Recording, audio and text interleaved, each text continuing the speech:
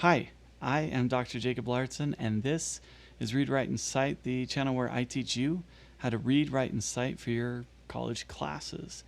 In this video, I'm going to talk about something that I see all the time when I read student papers. It's called active voice and passive voice. All right, the short version is active voice is almost always better than passive voice. So let me start by explaining what they are, what the problem is, and how you can kind of avoid it. Okay? All right, let's get started.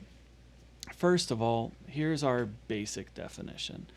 Active voice is when the subject of the sentence is performing the action of the sentence. Okay, that's active voice. By contrast, passive voice is when the subject of the sentence is not performing the action. So, quick review on this basic structure for a sentence. Almost every single sentence in the English language follows a basic structure.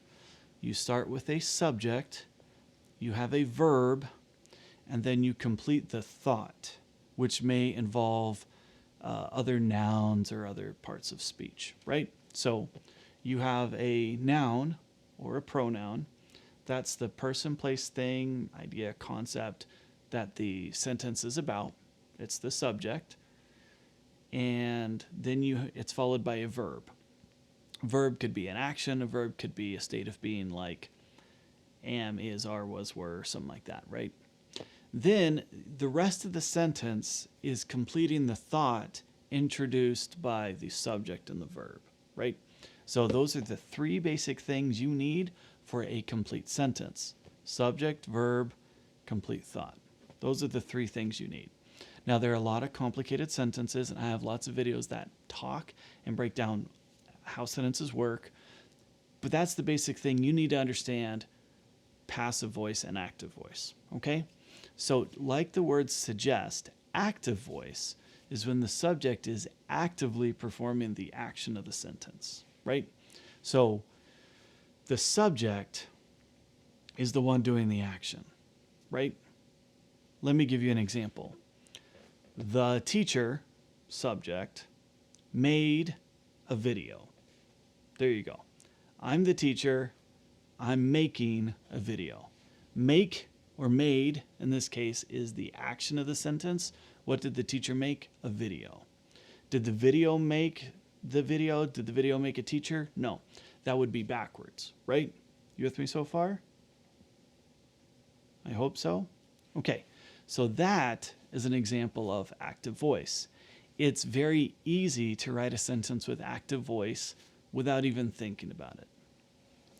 Where I see that students get into trouble is when they are not comfortable writing academic language, right?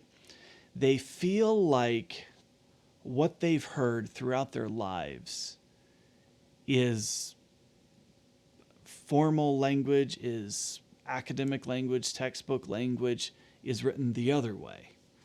It's longer, it's more wordy, and somehow it comes out passive instead. So it starts to cause trouble. I think, like I said, the cause is generally people starting to write something outside their comfort zone. They run into issues, or they're writing as they're thinking and they don't go back and double check it, or they don't have enough experience with active and passive voice to recognize that there's a problem. So let me give you a good example and a bad example, okay? So here's a good example. The dog bit the boy, okay? It's a basic sentence. I probably pulled it off of the Purdue OWL website. It's a great website. They've got all sorts of examples, and they have a good resource on this as well. The dog bit the boy. Who's the subject of the sentence? Well, you look at the beginning of the sentence. What's the person, place, thing, or idea that shows up before the verb? That's your subject. The subject in this case is the dog. What did the dog do? Bit. Who did the dog bite? The boy. Okay, you with me so far? So an active version of the sentence, the dog is doing the action, which is the biting. And who did it bite? The boy. Okay, now it's very easy to reword this. If we want to focus on the victim or the recipient of an action, then it becomes passive. Sometimes this works and sometimes this doesn't. In general, in academic writing, we kind of want to avoid this, but we flip this around and it becomes this. The boy was bit by the dog. You see how many words you had to add to switch that around to make it feel grammatically correct? It's not wrong, but it's passive. Now, the subject of the sentence is passive. They're not performing an action, they're receiving one. The action is still biting. It's still the dog doing the biting. The boy is still being bit, but now we've made the boy the subject. And it changed everything and it added a few words. So which one feels more direct? The dog bit the boy, or the boy was bit by the dog. That's the difference between active and passive voice. You with me so far? Okay. Now, in this example, it might be okay if you want to focus on the boy as a recipient, as a victim of the dog, right? That's probably when it's okay to use passive voice. But in almost every case, when we're talking about when we're talking about academic writing, we're not talking about that sort of situation. We're not usually telling a narrative, though we may be summarizing one. We are probably referring to what an author says, or we're summarizing something that happened in a book. And it's going to make, or some other source, it's going to make sense to use active voice. It's going to be more direct. It's going to use fewer words. By using fewer words, you are probably going to be clearer, more succinct, and more effective in your writing. By using fewer words, it also makes it easier to avoid mistakes because there's less that could go wrong. You with me so far?